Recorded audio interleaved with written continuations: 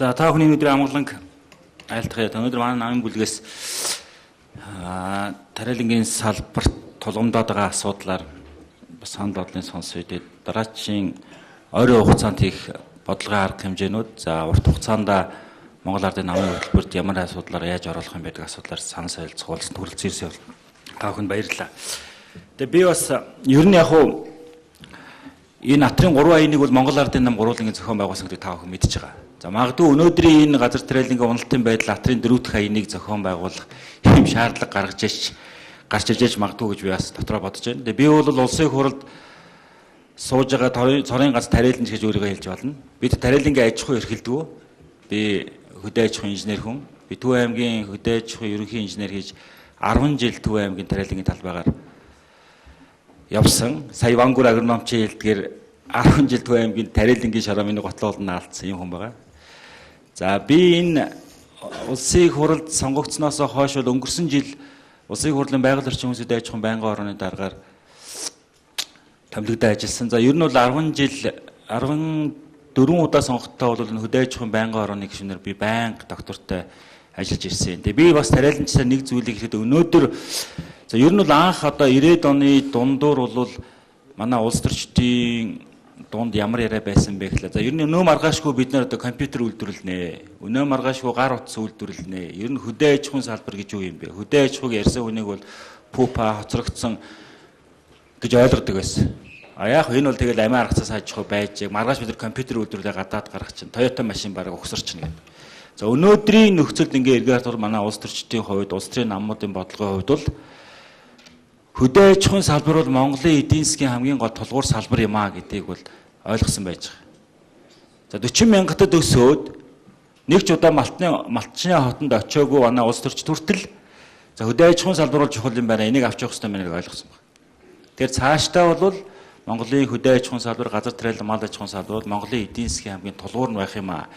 Энэ хоёр салбараа бид нар орчин үеийн дэлхийн чиг хандлагад нийцүүлээ хөгжүүлэх юм бол 3 сая хүний ажилтай амьдралтай хоолтой байх болцоотой юм гэдэг ойлгосон гэдгийг бодох хэрэгтэй. Тэгэхээр энэ салбар бол цаашдаа төрийн бодлогын одоо гол анхаарлын төвд байна гэдгийг бол би бас энэ төр дээрээс та бүхэндээ хэлмээр байгаа. За 2007 оны намар би одоо Мардонгой санаж байгаа. Танай талбай дээр бид нар очиод хөтлүүд авахын наахан танай талбай дээр очиод Монгол Улсын ерөнхий сайд Мегон Бэнх бол ажлын айлчлаар Сэлэнг аймагт ажиллаж байсан. Би бас хэрэглэхийн даргын үдсөг явж байсан. Тэгээд тэнд бол хамгийн анх энэ газар тариалангийн салбарыг яаж дэмжих вэ гэсэн яриа өрнөж байсан. Ер нь энэ одоо урамшууллын асуудал анх Мардонгой санаачлаа. Тэр үед ер нь бол ийм болдгийм байна ерөнхий сайдаа. Хөдөө аж ахуйн салбар бол татаастай байдаг. Тэр дундаа улаан буудад ингээд татаас ихэн зүйтэй юм байна гэсэн саналыг хэлээд. Тэгээд тэр намар нь бид нар засгийн газрын хуралдаанаар оруулаад 60 мянган төгрөгийн одоо урамшууллыг анх эв нэгдлийн засгийн газрын үед бид хүн бол эхэлсэн юм аа. Эхэлсэн. За урамшууллын хэмжээ бол хэд байх уу гэдгийг бол тухайн жилийн буудаан ургац тариалан тохиордсон эрсдэл за дэлхийн буудаан үнийн чиг хандлагаас хамаарч байгаа тогтооно гэсэн ийм байдлаар хэлсэн. Энэ бол манай тариаланчтай урам зоригийн сэргээсэн тийм алхам болсон гэдэг би энд зохиж хэлмээр байгаа. Тэрний дараа жил 2008 онд бол Натрын 3 дугаар аяны хэлсэн. Натрын 3 дугаар аяны үр дүнд бид тодорхой үр дүнд хүрсэн. Энийг бол хэлэх зүйтэй гэж үзэж байна. Тэгээ энэ бодлогоо бол манай намын хувьд бол цаашдаа үргэлжлүүлнэ. Би энэ одоо би бол тариаланчтайгаа өнөөдөр уулзаж байгаа юм шиг би та бүхэнтэй байнга уулзаж байсан. За би Монголын төрөөс хүнс хөдөө аж ахуйн талаар баримтлах бодлого гэдэг бодлогын баримтчиг. За тариалангийн хууль хоёрыг би байнгын орон дарга багтаа хэлэлцүүлсэн. Энэ холбоодыг бүгдийг нь оролцуулж ярьсан. Би өнөөдөр гарсан тариалангийн хуулийг бол би Монголын тариаланчдын эрх ашиг хамгаалсан. Би бас энэ салбарын мэрэгжлийн хүний хувьд өөрийнхөө сэтгэлийг шингээж хийсэн хуулиа гэж бодож байгаа. Магадгүй манай одоо газар тариалангийн бүс орионд мал аж ахуй эрхэлж байгаа улсууд гомдгоор жоохон хууль болсон байж магадгүй гэж бодож байгаа. Гэхдээ би бол монголчууд тариатай монголчууд идэх гурилтайгаа байх юм бол бид тариалангийн бүс нутаг тогтоох ёстой. Тариалангийн бүс нутагт онцгой дэглэм байх ёстой. За 3 дугаарт нь тариалангийн салбарыг төрөөс дэмжиж санхүүгийн дэмжлэг болон технологийн дэмжлэг үзүүлж явах хэрэгтэй гэдгийг энээр хуульчилсан байгаа. Тэгээ би тариалангийн хуулийг бол муу хууль болсон гэж хэлэхгүй. Яг дотор нь алдаатай юм байж магадгүй. Гэхдээ манай тариаланчид бүгдээ энэ хуулийг сайн уншаад үзээрэй. Энд бол урд нь хуулинд байгаагүй олон жил ярьсан тэр асуудлыг шийдсэн хууль болсоо гэж бодож байгаа.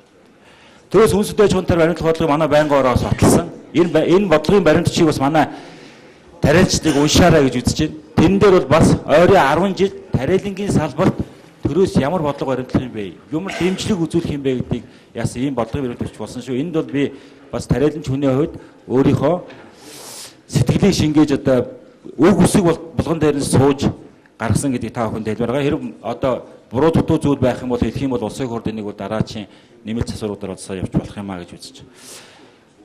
За энэ жил бас эрсдэлтэй шүү тариаланчтай. Дэлхийн цаг уурын байгууллагын мэдээлж байгаагаар бол нөгөө номхон далайд болдог Эл Нино гэдэг үзэгдэл бол эрсдэл нь буураагүй байгаа.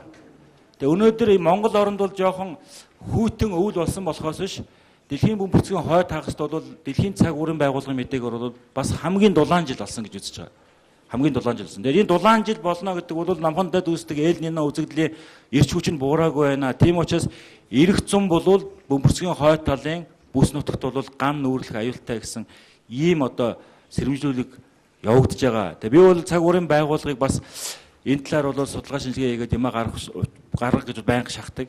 Гаргаж өгөх байх манай дулааны удирдлагын цаг уурын томыг. Тэгвэл манай тариаланчид бол магадгүй энэ зун өнгөрсөн жилийн шиг үзэгдэл давтагдаж магадгүй гэж бодож технологийн асуудал дээр онцгой анхаарлаа хандуулаарай. Энэ жил сайхан болчихноо, бороо орчноо, заавал тэнгэрийг хараа байж байгаа гэсэн байдлаар ямар одоо тариалалтаа хизээ хийх, чийг ухтуулах юм уу, яах юм гэдэг бүх юмаа бодолцохгүй энэ байж байгаа. Тэгэхээр одоо манай тариалангийн салбарт тулгарч байгаа юм бол дэлхийн дулаалтай холбоотой байгаль цаг уурын эрсдэлд бид нар одоо байгаа нэг сая га газар, тариалдаг нэг 300 мянган га газараа яаж хамгаалж үлдээд яаж эндээс ургац авах гэдэг юм дээр манай тариаланч нэлээд сайн бодолцоорой гэдэг бас мэрэгжлийн хүний хувьд бол хэлмээр байгаамаа.